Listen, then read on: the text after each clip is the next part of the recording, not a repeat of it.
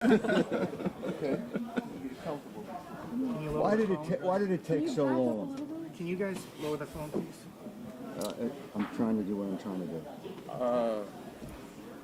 Honestly, the reason why I didn't speak to the media after the game because I didn't want to be negative.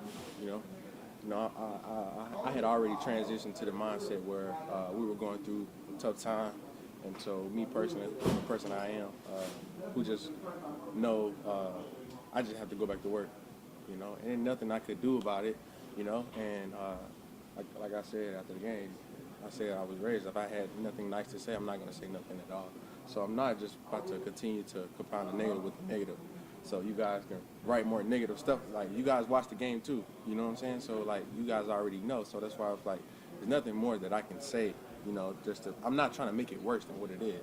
And so, and then on top of that, everything that I do, if I say something, I do anything, I'm classified as a monster, honestly, and it's honestly the opposite.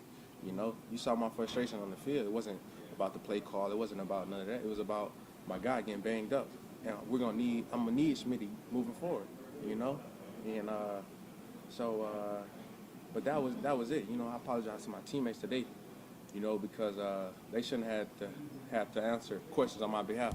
I'm a man. I can speak for myself. I was actually looking forward to seeing one of the reporters here today because I wanted to ask him a question. I'm still gonna say the question because he wrote a story, and I did read the story. It was about he said a veteran said something about me and this and that. So I was going to ask him, who is the veteran?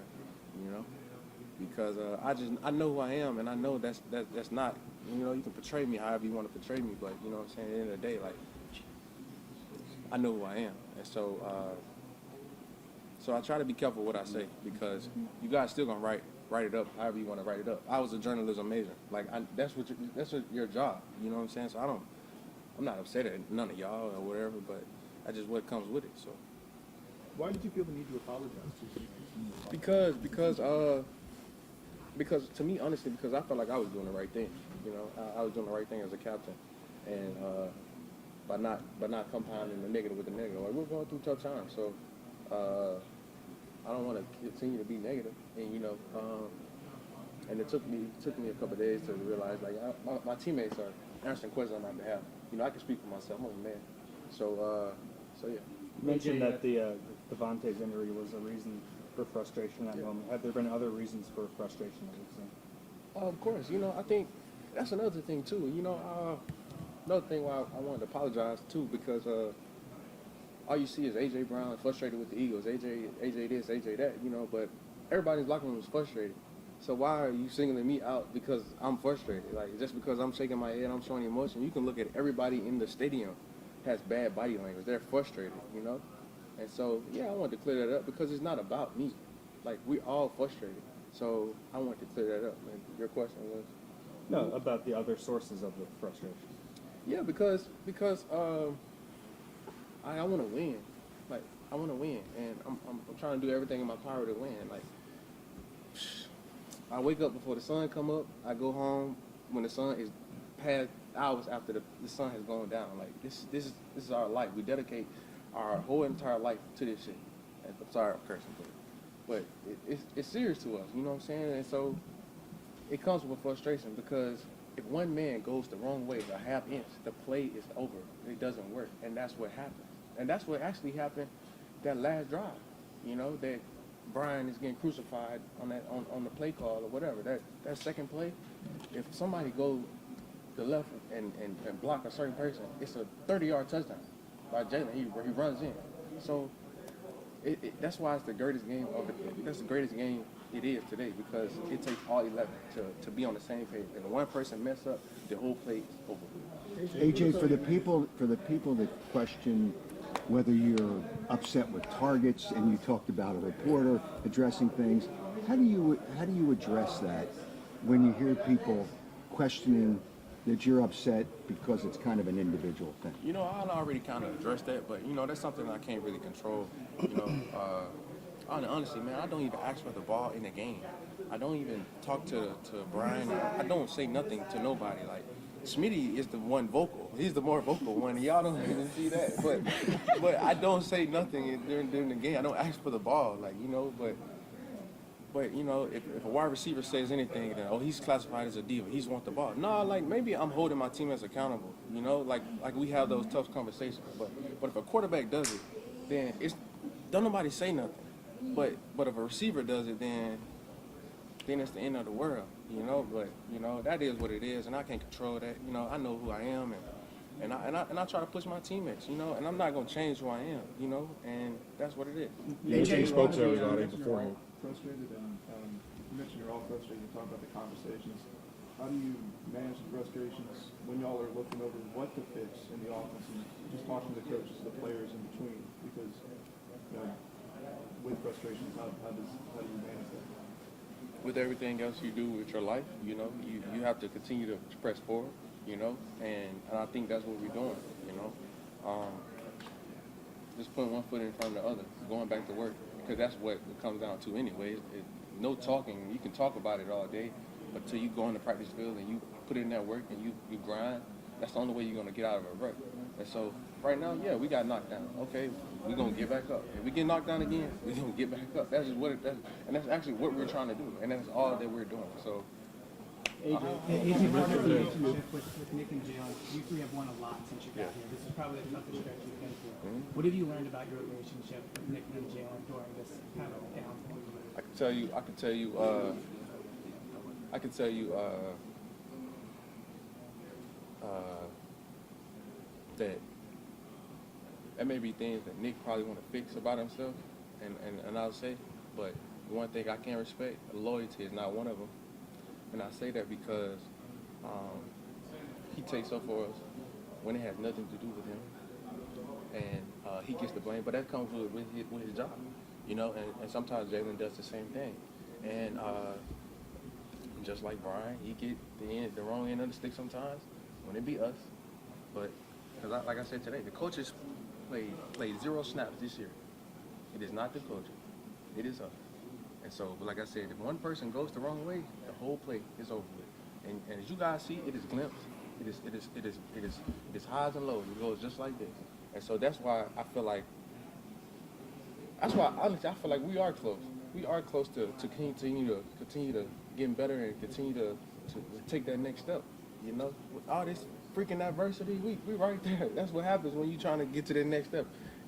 Gravity pulls against you. Everything pulls against you, and I think that's what this team is going through right now. And I think once we fight through that, push through that, we're gonna be fine. We're gonna be right where we need to be. Because I know we got great people in this locker room. We got good people. You mentioned that Nick's talked about the What it takes, like I said, it takes going to work, practicing, you know, holding each other accountable. It's just putting in that work. That's simple. Nick's talked about the conversations that you guys have had the last couple of weeks. I guess how would you characterize those conversations? How do you feel coming out of them? I felt fine. Like people say I'm beefing with Nick. I'm not mad at Nick. I'm not mad at nobody. Like we have a great relationship. Like I said, like I got a ton of respect for Nick. But like I said, he take up for us when it be us, you know. And I even say, for example, I'm gonna get detailed. For example, I know that's what y'all want anyway, but I'm gonna get detailed. Like for the Seattle game, that was on us. Like we messed that up. We improvised and we went on our own. And Nick came out and said, "Oh, I wanted to try to get a flag or something crazy like that." Like he really made himself look like a fool for us. I have nothing but respect for him. Like, you know what I'm saying? Because not all coaches do that. You know what I'm saying? So like, bro, we ride with Nick. We ride with Brian. We just got to come out. We just got to play ball. That's all it is. It's either one person messing up or something like that. And I'm not saying that somebody just trying to mess up, but it happened. We human. You know what I'm saying? So like, but like I said, it's highs and lows, and you see the glimpses. So that's why I'm like, but we right there. We right there. Despite everything, despite everybody saying this or saying that, like we right there. And we know we are. And that's the only thing that matters is we know. We know. You can say whatever you want to say. But when the shit happens, then it's going to be like, oh, what is going on? Oh. What if it don't happen, then we're going to try again. That's just what it is, and that's how you have to approach life. AJ, what was the reception when after everybody was the players that are the ones on the team that make the plays?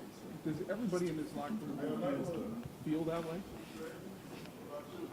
I can't speak for everybody. I can't speak for everybody right now, but but they don't play. Do the coaches play? Have you seen a coach on film play? There shouldn't be no question about it. Honestly. AJ, When you look at the weight of these when it comes guys, to Jalen, And I'm not calling out. I'm not just bashing my team or nothing than that. But I'm just saying. But like, like, you shouldn't blame nobody who don't lace their cleats up. So I'm not saying that we are blaming or whoever media blaming. I'm just saying we play. when it comes to Jalen, You okay? what are the pluses and if there are any drawbacks of being essentially best friends with the quarterback when you're going through some less than ideal time? I think, honestly, with being friends, I think conversations get blown out of proportion. Sometimes it may look heated than what it really may be.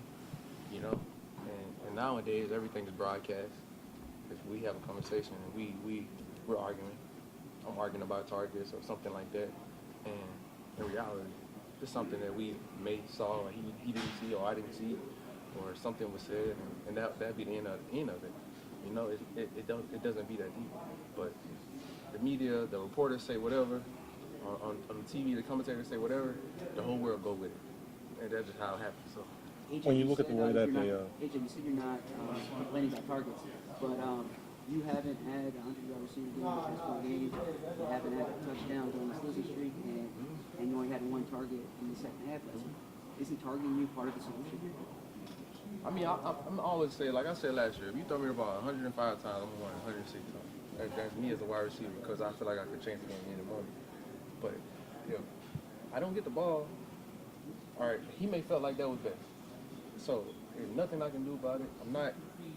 Like I said, I was not mad about the call or whatever. I was upset at my partner going down. I saw he got rolled up, and now because I know I'm gonna need Smitty down the stretch.